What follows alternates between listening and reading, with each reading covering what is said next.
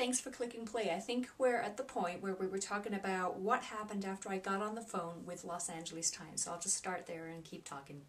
So basically, I got on the phone with this person. We had like an hour and a half long conversation about why they were doing the promotion, which was really intriguing to me because it was like so different from my goals as a little regional event trying to get publicity and get people to know about my festival.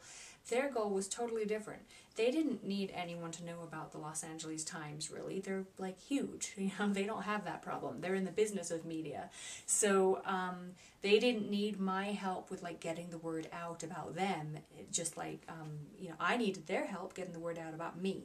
But that didn't change. But the value that they were seeing in working with me, she explained this to me, and these were kind of her words.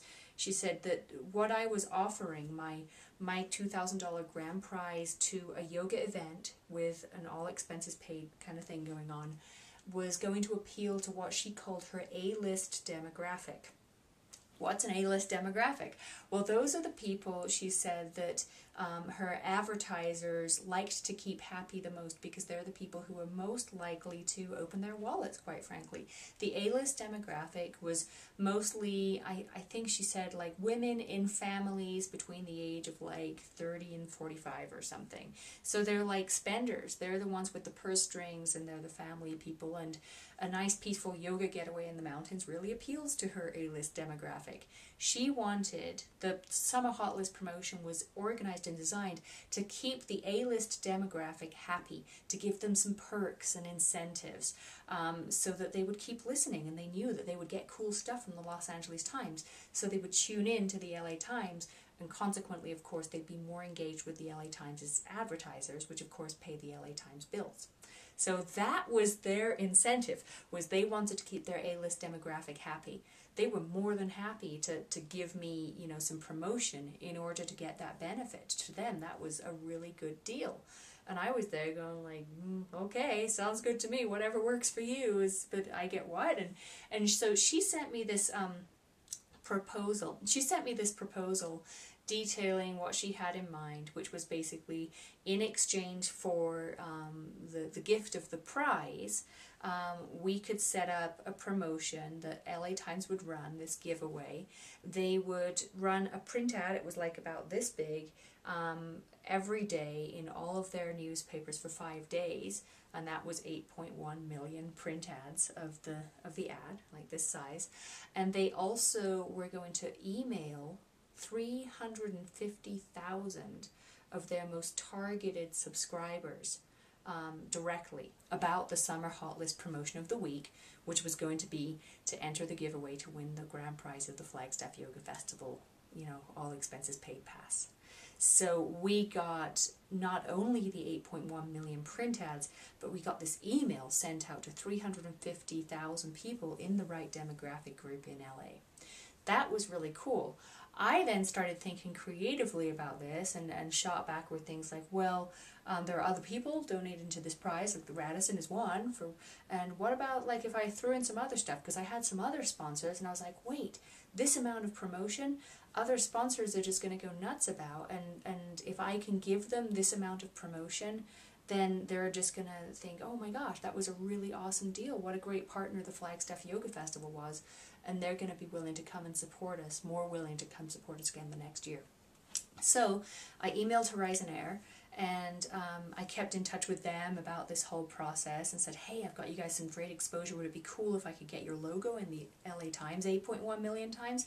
And of course, they're used to paying like a lot of money for big ads and things, so they're like, yeah, that would be awesome.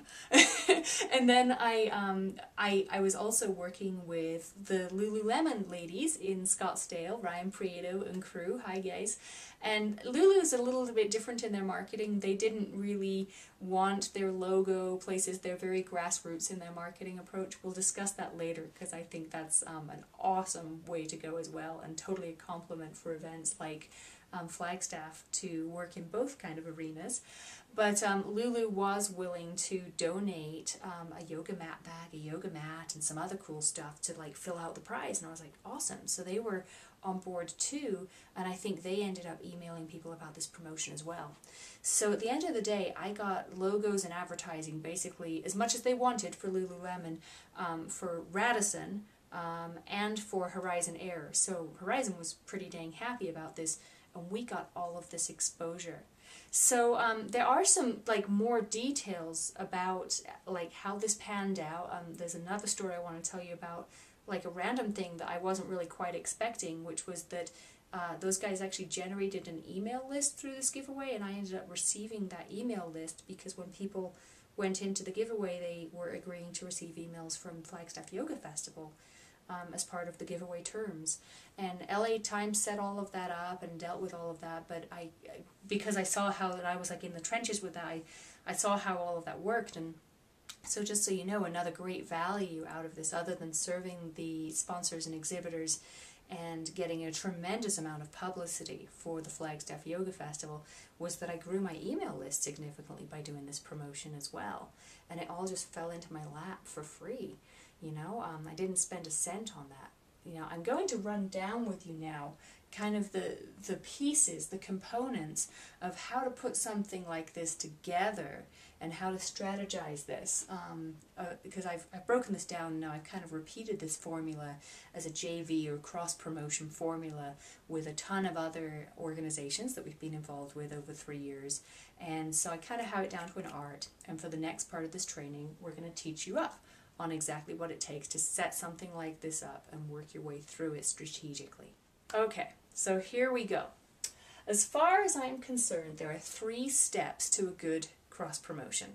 Of any kind, really. This doesn't have to be, hey, let's go get ads in a major paper. This could be any cross-promotion that you want to set up.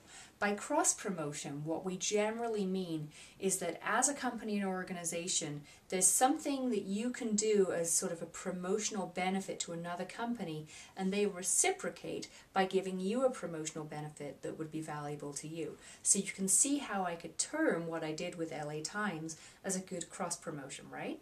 So we're going to break down the 3 steps to a good cross-promotion for you. The first step is really to come up with, on your end, what you could put together as a reasonable offer. So I call this first step the reasonable offer stage. This is really key because you don't want to go into a cross-promotion looking like you're begging for a favor from the other organization, right? Like, I didn't call up LA Times and say, like, please, can you help me? I need some help. I don't have any money. You know, I didn't do it that way, right? I called them up and I was like, hey, I think I could really help with this hot list promotion you can do. I've got this $2,000 prize I can donate. How about that? That's when they called me back, when they realized that I had something to offer them. So don't go into it begging. Putting together your reasonable offer is a really good strategy as a first step in a good cross-promotion. Your reasonable offer could include benefits that you can give to another company in a number of different ways, right? If you have a product for sale or an event that you're running, you could consider, like if you're doing books, like maybe you're donating some books to another company to do in a promotion with them. If you have an event, maybe you're donating tickets or passes like I did. Something like that would be considered part of a reasonable offer, or all of a reasonable offer, right? Those are some ideas. Web presence is another way that I've spun this out with cross promotions in recent years. If you have a website, now, you know, make sure that your website is worth something in their eyes, right? You have a certain number of visitors in, or you're targeting a specific demographic, or, you know, you have a page rank that's up there or whatever. We'll go into all of that at Successful Spirit Summit's trainings, like how to accrue that. But maybe your web presence is something that you could give some promotional value to another company through. Physical presence is another way of doing this. If you're running an event, or if you have a yoga studio, you've got wall space that you could advertise stuff on for them, or you've got exhibit space. You could give someone something in the form of an exhibit space. Or time is another way of doing this. Perhaps you could promote someone or help to cross-promote a company by giving them the gift of time. For instance, in a yoga studio, maybe hosting a kirtan for a local CD company or singer in exchange for, like, well, you come in and promote yourself and sell some CDs, and then on your end, maybe you can email people about my yoga studio, right? That would be a good cross promotion where we're actually talking about giving the offer of time and space as part of the reasonable offer. So you compile the reasonable offer. Of course, this got pretty convoluted for me because my reasonable offer was like coming about while I was running. Like, I didn't even know what my reasonable offer was until I started connecting dots, right? I had the event, which was just kind of growing by itself, and I didn't know what I was doing with it. And then I had like, oh my gosh, I've got tickets from Horizon Airlines. Oh wow, wait, I've got this hotel room too. Oh wait, I've got an all expenses paid ticket to the Flagstaff Yoga Festival, and that's how that came about. If you are short on things that you personally can offer as your reasonable offer, do what I did. Go and seek out partners to combine to get like some sort of a grand prize or a grand giveaway going on. You know, I couldn't have pulled that off by myself. It took me having Horizon Airlines support to really fill that out. And then when Lululemon came on board, that was the icing on the cake. So you can start strategizing and thinking through a reasonable offer to present to someone, not just based on what you yourself can offer, but maybe who potential partners, what you could line up with potential partners along the way. So the reasonable offer is step one, and I've got a star here by that because the most important thing to remember, I really believe, about the reasonable offer step of this process is that your cross-promotional partner will value your offer as much as you will value theirs. And that again goes back to that step we were talking about earlier where you're not going in looking like a little person begging for something. You're right there playing with them. If they want to serve their demographic with a certain level of whatever, you know, you're offering to them. You're offering to serve them. Think about what I did, and this just sort of came innately, fortunately, but when I called up Horizon Airlines, right? I wasn't there going like, oh, could you give me some money or help? How can you help me? It wasn't about how they could help me, right? How I phrased it is how I could help them. How they needed me. They needed me because I had a bunch of yogis who would think their airline was really cool at my festival and I would like to tell them about Horizon Airlines. I was phrasing it as me helping them, which was true. That isn't like a false statement or anything. But if you want to get anywhere with cross promotions, be sure that that angle is very firmly in place for you. You approach them by saying, hey, I would love to help you by doing this. Can we talk? That's essentially the most important thing to do there.